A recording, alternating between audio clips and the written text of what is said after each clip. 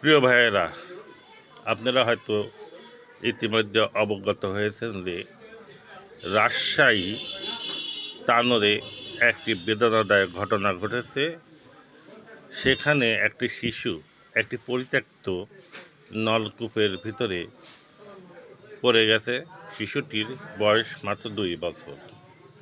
সে তার মায়ের সঙ্গে মাঠে গিয়েছিল এবং সেখানে খেলাধুলা করতে লাগে। সে এই গভীর নলকূপের গর্তে পড়ে যায়।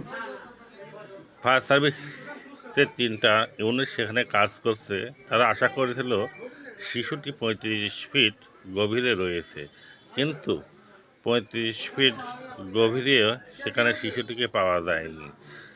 সে হয়তো আরও অনেক গভীরে চলে গেছে। আল্লাহ তাআলা যেন শিশুটিকে ভালোভাবে উদ্ধার করে তার মায়ের